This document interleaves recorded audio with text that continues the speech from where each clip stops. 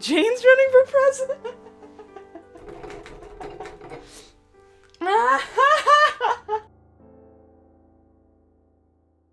Okay, this might be even better. Who knows? I'm just trying everything at this point. I've only got like an hour because I gotta go to work. Carcat's voice takes it out on me. I'm eating lunch while doing this. It's probably too much sodium. It's 50% of my daily value, but it's mac and cheese. Anyway, don't eat dairy. When doing voice acting, it's actually very unprofessional. Ow. It's so hot. Moving on. John, zap. Oh, it's still burning on the way down. Oh. John, zap. You zap back into canon. It's been so long, you've forgotten what it feels like. The atmosphere smacks unmistakably. How can you describe it? Hold on. There we go. How can you describe it? Relevance, legitimacy. Funny how you never would have thought to put it that way until you left. It takes you a moment to recognize where you are, even though Rose's instructions were very specific. A place bright and gaudy, filled with the stench of teenage ennui. It's your old living room on the gold battleship, where you spent 3 years caught up in a lot of weird, furry romantic drama, while learning to unlove everything you once held sacred. 3 long, boring years. Years that, technically speaking, never even happened now that you think about it. You have the very retcon powers that just brought you back here to thank for that. You barely have time to take in the sick nostalgic feeling of all the globes and tangle buddies and avant-garde mime art evokes. The fridge pops open, and out roll Arania and Gamzee. Gamzee's horns and his codpiece jiggles ominously. Arania staggers to her feet, looking rather pleased with herself until she notices you and gapes in bewilderment. What are you doing here? Rose is perfectly clear what to do next. Yes! You make a fist, sort of flinch, look away when you do it. No matter how many years you spent living on a planet with absolute gender parity. This feels wrong. Still, you hit Arania. I hate her name. Arania pretty freaking hard, underestimating your own strength just as badly as you did the last time you clobbered a hapless circuit. She goes flying back, hits the couch, and KOs instantly into a pile of smuppets. You take her wrist in your hand, slide the ring off her finger, and pocket it. Isn't there something you're forgetting? Gamzee stares up at you with his horrible, limpid eyes. There's something serene, sinister, and sensual all at once about the look he's laying into you. It sends a shiver up the whole length of your spine. No. Do everyone a favor and put an end to his prosperitous narrative relevance. You wisely decide that this clown will lend nothing valuable to the narrative whatsoever if he's allowed to remain outside your childhood refrigerator. Put both hands to his chest, shove him into the fridge where he belongs. He goes easily, issuing only a pair of weak honks and protests. You slam the fridge shut and resolve never to think about Gamzee Makara again. He is fridge stuck forever! Zap to the next plot point. You arrive at the land of heat and clockwork in a flash of white, and a column of brutally hot air blasts up from the lava below and instantly hits your entire body. Luckily, you're fairly immortal, so the only damage it does is to fog up your glasses a bit. Through the condensation, you can make out the shapes of Dave and Jade below, as well as 2 more of you hovering in the air above you, both Johns turn to look at you. On the ground, Dave is talking in a particular cadence, one that is familiar to you, his longtime best buddy. Casual, wandering, verging on droning. It's a good indication he'll be monologuing for a while, and probably already has been. I'm serious. The thing is, being the time guy, like actually mastering time travel, I'm pretty sure that whatever that involves is learning to never to use it. See, it's like karate. Well, it's more like what they say about karate, that you learn it so you don't have to use it. But I mean, we all know the truth about karate is if you know karate, then obviously, in reality, you use it all the time. Like doing lethal crane kicks and sweet karate chops while walking down the street just cause you can. It's a no-brainer. It's what you do with karate, John. What are you doing here? Oh, wait. Actually, 3 Johns. Hey, 3 Johns. Why are there 3 Johns here? It's a fair question, which logically should have been directed to the oldest and most knowledgeable John. Nevertheless, one of the younger John replies first. I don't know. John, don't worry about it. I'll take things from here. Bite of mac and cheese. Oh, it's still hot. Okay. Johns, don't get me wrong. It's cool that you all randomly dropped by again, but this wasn't really the best time. We're kind of in the middle of a thing here. Whoops, sorry. Actually, I only came here to swoop in and zap this John away without being seen, to retcon away the mess I made earlier. I didn't expect to see another John here. Hey, other John, I said I'll handle it. I'm the only one who actually knows what's going on here. Dang it. Johns, what did you do? Young Dave, please, let me deal with the Johns first, then I'll explain. Young Dave? Oh, yeah, why are you an adult now? Did you grow up and start time traveling? Dude. Oh, evil Jade. Okay, let's find out. Will someone tell me what the heck is happening? Johns, there's no reason for you to hang around anymore. Not to sound like a wet blanket, but the things you're trying to accomplish now are useless, so you can't just zap away and do whatever you want. Useless? Wait. Okay, maybe I shouldn't have said that. I'm sure you can still go and do whatever I did originally. What you're currently trying to do. Geez, John. In fact, it will still probably be a very rewarding experience. Some of my best memories happen right after you do what you're about to do next.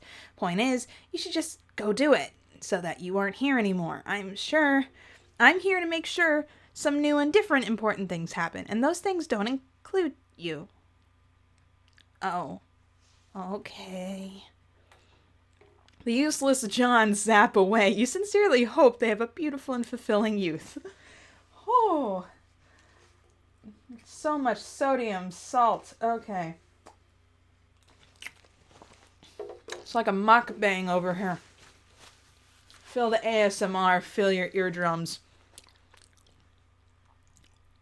Adult John, what have you done? Is this some time travel stuff? Please don't tell me you've been spending the next however many years bungling through time like this, because to be honest, if what I just witnessed was even remotely indicative of that, you get up onto a recurring basis, then your future is almost too embarrassing to even think about. And this is coming from a teenager who was just in the middle of an angsty episode. It's true. No, Teen Dave, this is not at all representative of my habits as an adult, but thanks for the concern. I'm not time traveling, and neither were the other Johns. I used my retcon abilities to travel here from the future, in a manner of speaking. Sounds stupid. It is stupid, but that's just how things are. I'm a little confused. I suppose I'm supposed to be hunting you down and capturing you, but I'm not sure if the adult version of you counts. I think the Condis might just be confused if I brought her an adult John. There'll be a lot of questions that need answering. That's for sure. No, you don't need to capture me, and you won't be able to, even if you wanted to, since my existence literally transcends the confines of canon. Well, I guess that simplifies things then. Yep, pretty much. In that case, would you mind giving me and Dave a few minutes to wrap up our conversation? We were sort of in the middle of something important, I think. No, you weren't. I'm sorry to be the bearer of lame news, like I just was to the other Johns, but whatever you're doing doesn't matter anymore. Nothing that's happening here matters at all. This session, this whole takeover by the Condis, this isn't how the universe gets made. It's not? No. Well, I mean it is, but it already happened. We already made it, and we've been living in it for years already. From my perspective. Oh yeah? How is it? Pretty cool. I mean, a little boring at times, but hey, that's life. Yeah, that's how I thought it would be. So what now? If it's all a done deal, like preemptively speaking, can we all just relax or what? Actually, no. Crap. I just realized why she sent me to this point in time to start recruiting you all. What? Who? Rose. Why'd she do that? And what do you mean recruit? What the hell is going on? This is the moment just after you made your legendary cue ball sword. You're gonna need it. For what? To come fight Lord English with me. Dave's eyebrows descend beneath his glasses. No, you feel pretty bad because you're about to completely circumvent the life-changing epiphany he's just had, that you know for a fact it'll make him a happier, chiller, and altogether more balanced human being. Oh, crap. What? John, he is not going to fight Lord English just yet. He is staying right here. Our lady's orders. Meh. Actually, yes, he is, and so are you. We all are. Oh my gosh, how dare you! Jade, you're brainwashed. Sorry, but nothing you're saying now means anything. It's fine, though. You'll stop being brainwashed once I zap you outside the influence of the Condis. You're not zapping me anywhere. Haha, yes I am. Watch this. Zap Grimbark Jade out of here. You set a hand on Jade's shoulder and zap her off to a better place. Then you touch down on the concrete surface where the whole pointless confrontation was taking place so that you can talk Dave around whatever he's going through right now. Dave, like his ecto-sister, really needs to get an absurd amount of extraneous words. Get in an extraneous amount of words before he can finally process this situation. I'm a Durst dreamer. I get that. I'm going to drink some lemonade. It's pink. Anyway. The mayor tips his head at you and fiddles with his sash. Dang, you missed the mayor. So, what are we going to do next? Well, I'm going to leave you to hang out with Jade for a bit while I go round up the others. What others? Like, everyone? Yeah, Rose and the other 4. I see. So, sorry if I seem a little slow here. I'm just trying to figure this out. You're telling me that I made this sword because I'm destined to defeat Lord English, and we've all been training for that day our whole lives to some extent, more or less, and we're actually successful here. Like we overthrow the Condis and make a universe and everything, and then we sit our butts for several years in the new universe and become adults and lead mostly boring lives instead of going off to fight him? Yes. I guess that makes sense. Now that I think about it, that's probably what I would want to do by the time we finally wrap this whole hot mess. Yep, this is what you wanted to do. Pretty much what everyone else agreed, including me, so that's what we did. Which, I guess begs the question, if it seems pointless at the time, and nobody could be asked to go fight him when we all had our stuff together, why does it suddenly become important to go back and beat him years later after we become a bunch of lazy adults with boring lives? I pretty much had the same question. Dave, there are probably some pretty good answers to that. Definitely some complicated answers. But to be honest, I kind of forget what they actually were. John! It has something to do with canon unraveling and such. We all live outside of canon in the future, and if we don't do this, everything will stop meaning anything. Does anything you just said actually mean anything in the first place? That's a great question, Dave. One that I can't say I'm qualified to answer. I think the bottom line here is, this is what Rose said we had to do, so that's why we're doing it. Sounds like a bull reason if I ever heard one. You might be right, but this is less of a bull reason than any other reason we currently have to go fight him. No, but is there less of a bull reason than any other reason we currently have to go fight him? Dang, you're right. I don't know how you did it, but you somehow instantly sold me completely. Screw you, adult Egbert. Still got it. You zap Dave off where he needs to go. The mayor's still staring at you, blinking his buggy little eyes. You shoot him a warm smile and thumbs up before bouncing off into the ether of infinity. You just left the mayor on low hack. Whatever. Fine.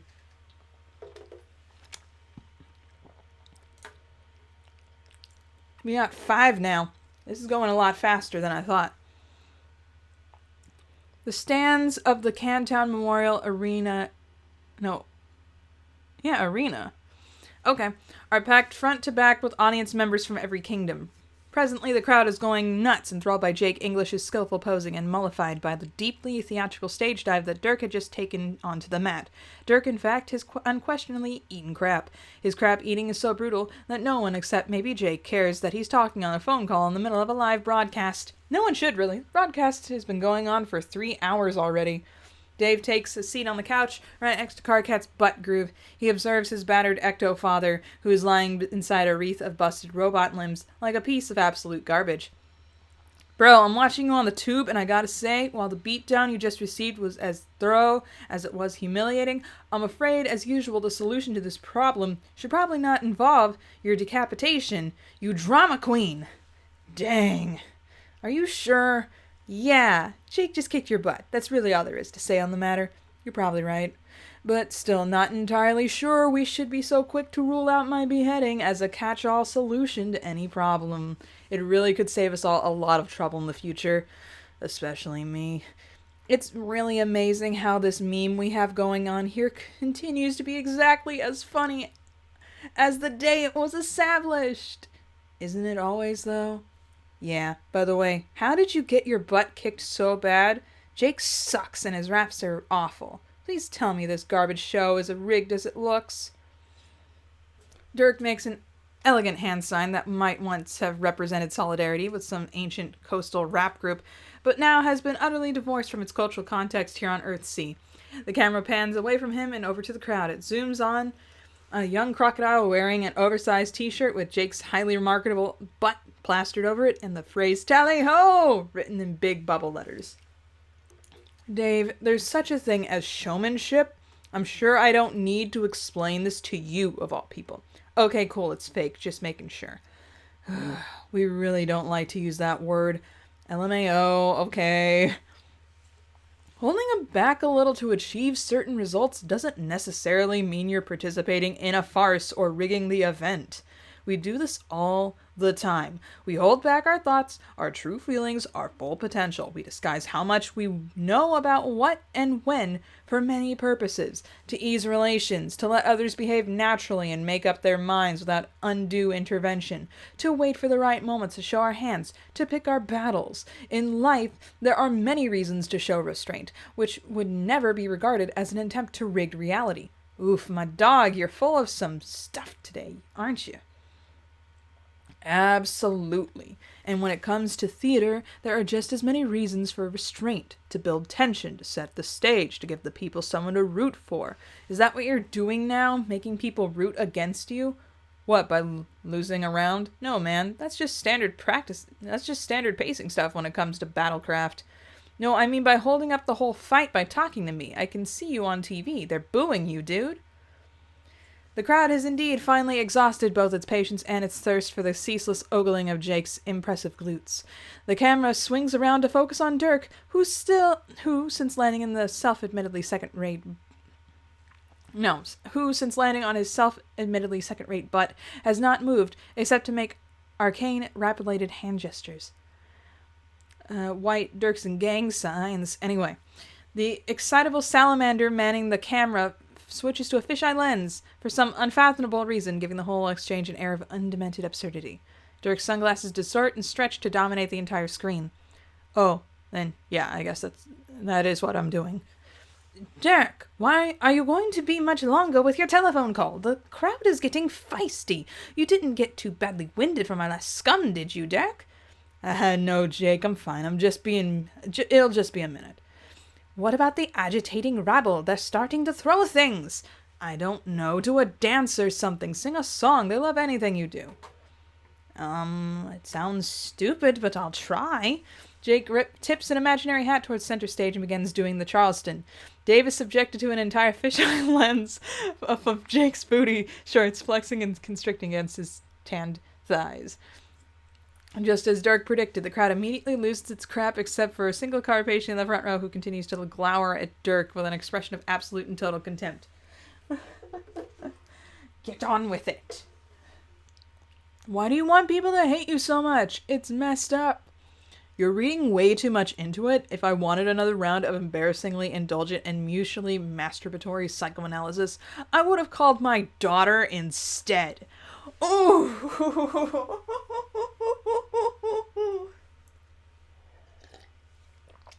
Playing... Oh, that card hurt. Do I need to point out how freaking weird what you just said was? Or can we just start going without saying that at this point? I think it can go without saying. Nice. The point is, playing myself up as a villain figure in this hacky rap pageant has nothing to do with getting people to dislike me. Besides, everyone loves a good villain. When they boo, they don't really mean it. I think you'd be surprised by how popular I actually am. I don't know, man. Something flies out of the audience and smacks Dirk at the side of the head, before flopping out of view of camera. He doesn't react or make a facial expression at all. Did someone just throw a diaper at me? There's gonna be some diapers, yeah. Sounds bad. Point is, this is much less about me and more about providing foil for Jake's heroism and charisma. Very important that his popularity continues to be cultivated, to maximize his political capital. Political capital? What are you... Okay, how long have you known about the Jane thing? I mean, is this something you've been planning for, like, a long time? Or... Planning is such an intense word. Dang it! Look, let's just say there have been some conversations. Does that meet with your approval? Jane is a terrible candidate, dude. She's going to be so terrible. Thought you'd feel that way. I respectfully disagree. I get she's a good friend of yours and all, but you have to admit how far up her own butt she is. Of course, I consider it to be among her best qualifications for the job. Christ. Okay, if nothing else, have you at least taken into account the devastation to the economy this will cause? You know perfectly well how much we differ on fiscal policy. Maybe this isn't the best time for one of our epic debates on the subject? Yeah, what was I thinking? Wasting the time of a dude currently holding up a televised rap contest so bad he's getting diapers thrown at him. Dave, I think if you search your soul, you'll come to the same conclusion I have. Jane is just what this planet needs. We've all had our fun here, but it's easy to overlook the fact that the civilization on Earthsea is hardly a sustainable proposition. Just beneath the surface, it's quite dangerous and an unstable place. I know that, which is why exactly I think it would be cool to have a president that is good instead of bad. He's not as great as you think. What? Who? Obama? How dare you? No, fool. Carcat. Oh, I think your heart is in the right place, but the dude is a complete amateur. He'll get eaten alive. I also have a hard time imagining he even wants the job. Really, it's an awful idea for him to even run. Think about how much it's going to inflame the interspecies tensions of this planet. Is that what you want? I'm happy for both of you. Really. It's nice that you encourage and support each other in this way, but you're just sending him on a fool's errand, which can only end badly. Sick burns from Republican Dirk. Dave opens his mouth to argue, but something else occurs to him. Wait. How did you even know he's entering the race? We just decided this. A competent political operative has his ways. Besides, it always was pretty obvious to me that you'd react this way the moment the announcement was made. Okay, that's kind of creepy, I guess, but that doesn't change anything. He's running for president, and he's gonna win. End of story. Fair enough. Though, now I'm wondering, since you and Jane have been planning this for a while, how many key endorsements have you locked up?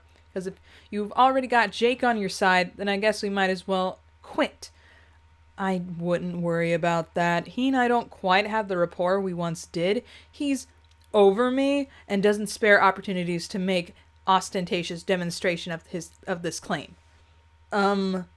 Basically, he doesn't like being told what to do, especially not by me. So it's fair to say, as of now, he's still fully in play. Not that I should be encouraging you, really. You are one double-talking son of a gun. You know that? I can't tell if you don't want us to run or reverse psychology mind tricking us into running. Doesn't matter. I guess not. Not like I can just stand around and wait for President Crocker to, write grammar laws into the Constitution. Good. That's a heroic attitude to have, which I'm pleased to hear. Even if your plan is stupid, which it is. Even if Carcat would be an atrocious president, which he would. Nuh-uh.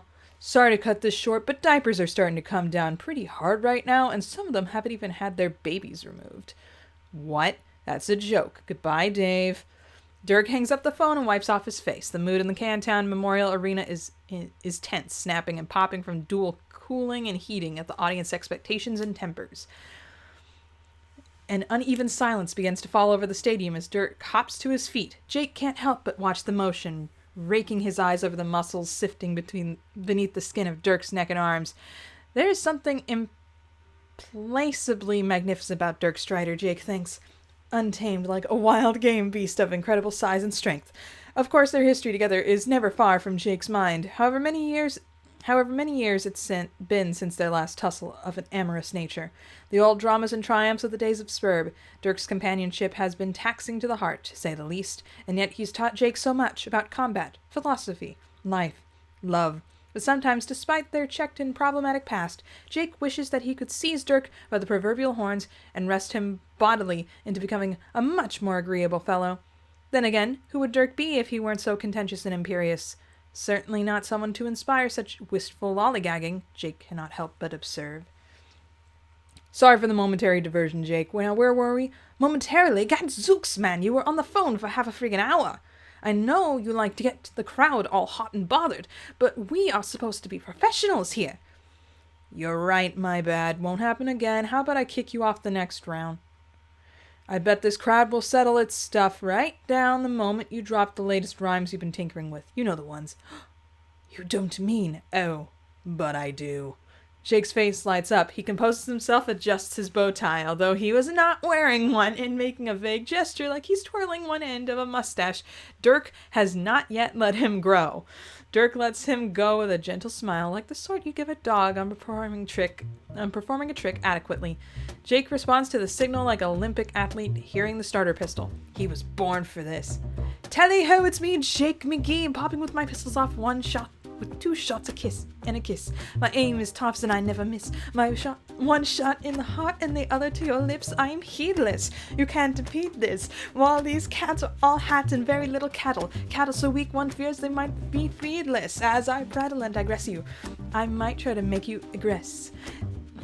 And digress, you might try to make me egress. Oh gosh. In the middle of the battle, but you're in the yeet jest. Fiddle faddle. My rhymes are known for bring the rattle. I rattle those bones right down to the bit. I'm a mellifluous old chap who knows how to take a hit. I'm the tipped up of the morning, rip a roaring helt of your snoring, like the pouring butter on bacon, their hunger awakens, all the rascally scallywags and dastardly jackanapes always ask me, mate, what is shaking? I'm the gold gas pipes and egg as it shakes. I'm dodging their shade and ducking their jape slings, while my rump strokes a thirst that my rhymes have been slacking. I can't read. Dang it. But that was actually, I think that was good on my end. Being white as hell. I'm doing a slightly English man's voice. I'm just gonna eat some more mac and cheese and move on.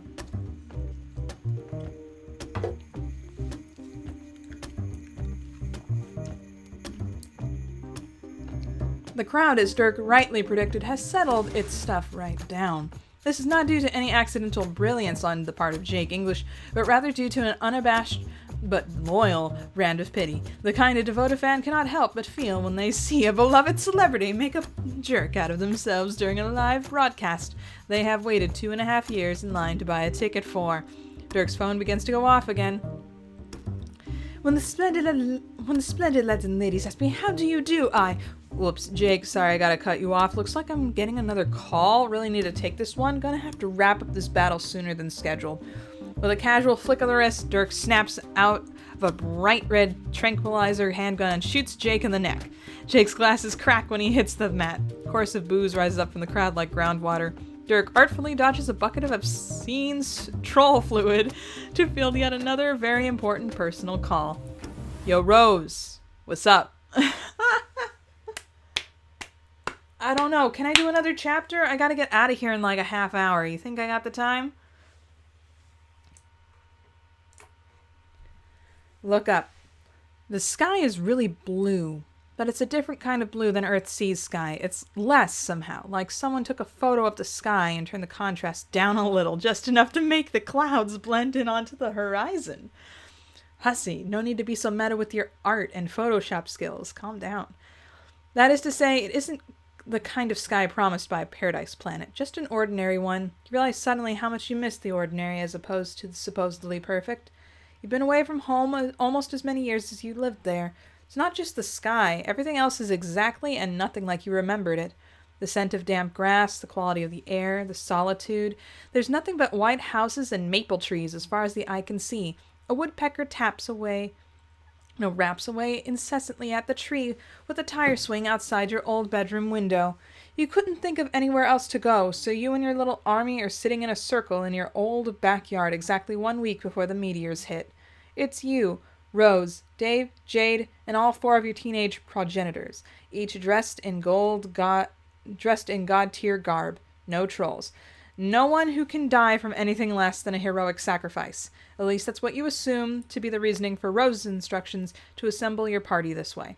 Okay, so now everyone who was freaking out over the whole Caliborn stop motion stuff where they're like, where are the trolls? It's because they die so easily. Despite having really strong skeletons. Wind slices down the street between the neat rows of bungalows. It's chilly, carrying air from the mountaintops with it. Even that feels different. The wind moves through you now under your skin, right through your bones, skimming the hollows the same way it does in the homes of your salamander neighbors, or the open mailboxes at the front of your childhood house. The smell of a cake baking wafts from the open window, and the sick stench of brown sugar fills the yard. You used to hate that too, but now it makes you want to. Dude, don't cry in front of your cool teenage virgins of your friends. You hold back your tears with a big ugly snort. Jake is sort of ruining the mood anyway by bouncing on your old green slime pogo. Doesn't he realize how dangerous that thing is? Of course not. The fool. Dave fractures the silence by broaching a subject that's on everyone's mind, but yours, apparently. Broaching. Can't read. So, what's going to happen to everyone we left in the wrecked timeline? Well, I don't know exactly. I've been to the timeline 4 times now, and it's always pretty much goes to crap. Oh, this is going to be bothering me as well. Is Kanaya going to be okay? And by Kanaya, I guess I mean everyone. Yeah, what about Carcat? And Terezi? And the mayor? Oh my... No, that's Jade. Oh my gosh. What? Actually, Dave, I hate to say it, but I think John might have actually saved the mayor by bringing us all here. Oh, we got a typo. We got a typo! We got ourselves a typo! Someone screenshot this and send this to Hussy. What could that possibly even mean? I just remembered, before John zapped us all here and unbrainwashed me, I think I was gonna kill the mayor. What the hell, Jade? No, Jade, that is seriously uncool. I know! I was gonna kick him right into the lava! That's messed up on so many levels I don't even know where to begin. It's like an Escher staircase of cartoon villainy. I've got nothing, it's just so... Grimbark? Wolf? Jeez, Jade, it's cold evil. I can't even believe you just said that and then woofed at me. I can't even look at your face right now. Everyone, can we? Everyone turns to you immediately like you're in authority, which you kind of are. You're struck with the sudden and uncomfortable realization that you are the only adult in the yard. You've never felt like an adult until this moment. 18 came and went and nothing really changed, except you're pretty certain you could grow a mustache now if you wanted. And you might even have one now if you didn't feel a sense of duty to uphold the sacred Egbert family tradition of shaving at least once per day, even if it isn't really necessary. You owe it at least that much to the memory of your departed father. I guess Jane's pop, just, he didn't have that tradition going, so he's like, I'm gonna have a mustache. It's gonna be splendid.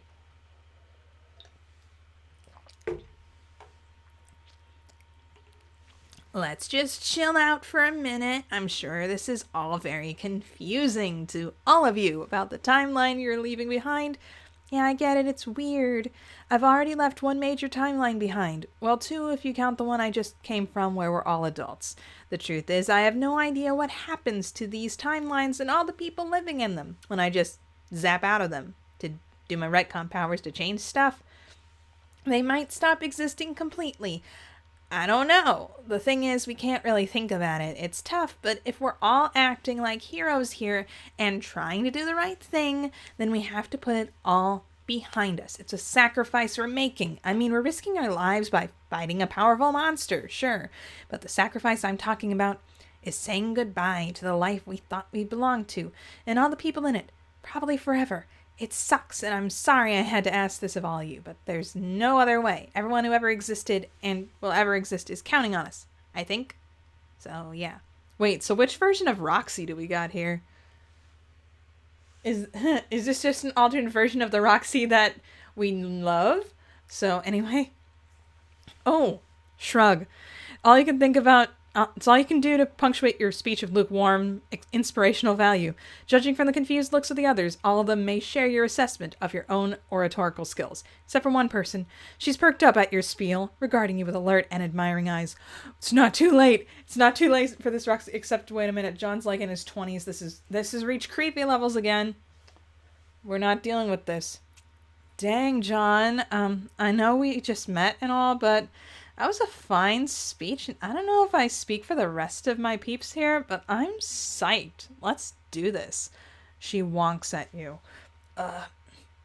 You are prepared to get passively hit on by the definitely not legal version of a girl you used to have a crush on at the age when she was when you first met her, only a few hours ago after you watched the actually legal version of her engage in a passionate handholding with probably a romantic skeleton. Alien, monster, girlfriend. You start to sweat, and again, the unwelcome odor of undercooked meat emanating from your body makes itself known to your nose. Thanks. Anyway, we need to make battle plans. You quickly distance your mind from any additional discomforting thoughts about your old semi-ex-flame and prepare yourself into a wildly unrehearsed tactical planning session. You review each of your abilities, strengths, and weaknesses, then cobble together a reasonably sound approach to besieging a young and bratty version of the Lord English by way of surprise attack. The planning is mostly disorganized and structureless, though some common themes that often reoccur involve you and your original 3 friends leading the charge, since you're the oldest and wisest and therefore the strongest, with the exception of Jade, whose gaudy array of powers make her the most formidable of the group, bar none. Aside from that, it appears the consensus is that the melee will likely devolve into an absolute free-for-all, at least going by the general patterns of incoherent banter, something joking around, and points of pandemic tactical disagreement plaguing the jam session. You overhear someone making mentions of a huge gay hope bubble?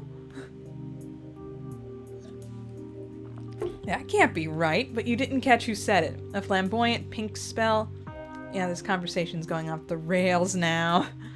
At the precise moment you believe the meeting has outlasted its usefulness, Jake does the favor of effectively pounding the gravel for adjournment by rocking back a little too far with your pogo and launching himself over the top of the ride with the next bounce. He face plants right into the dirt.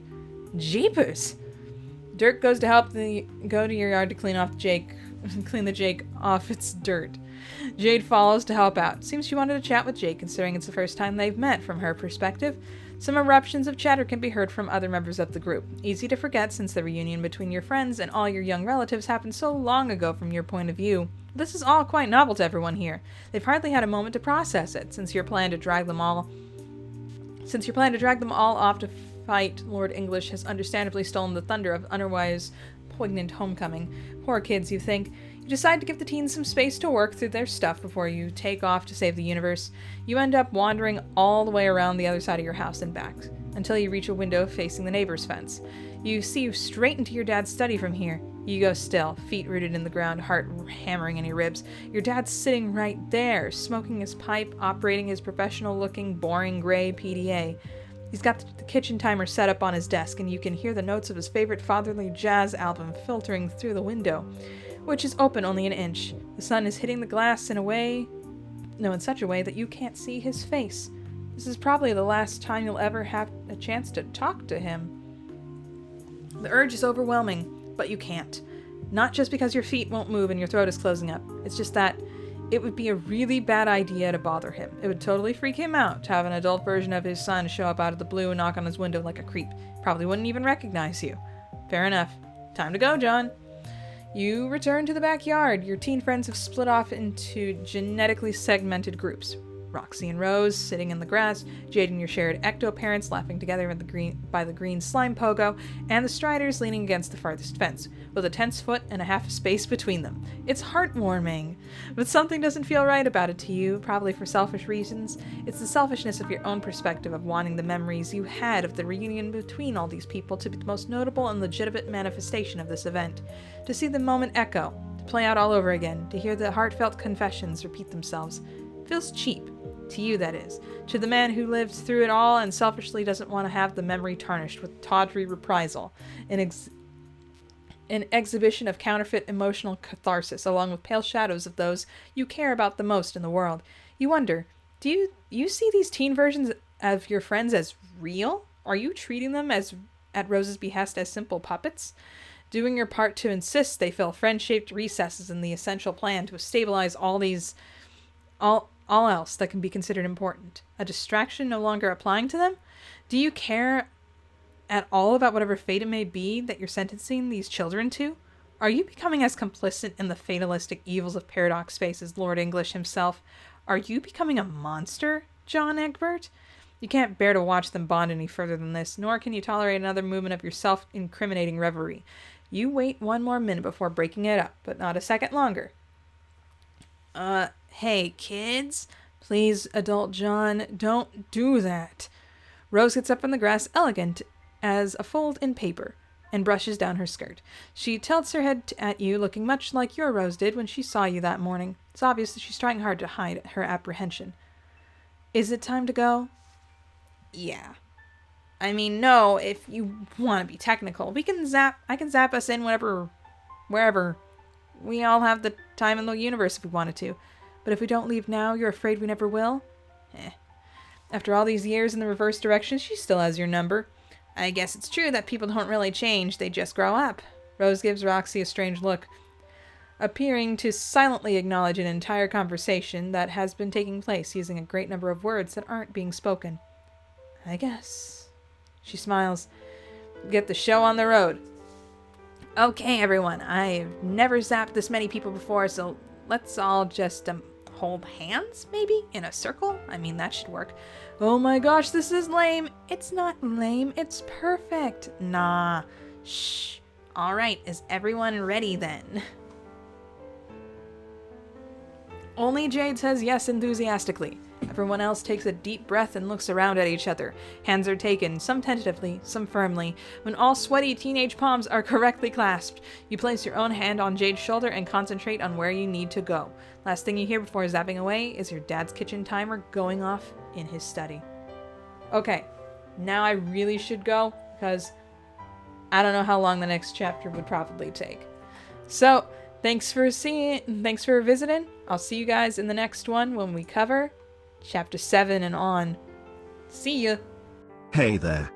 Consider becoming a patron, just like the phenomenal Gerald Thomas and Bleed Red.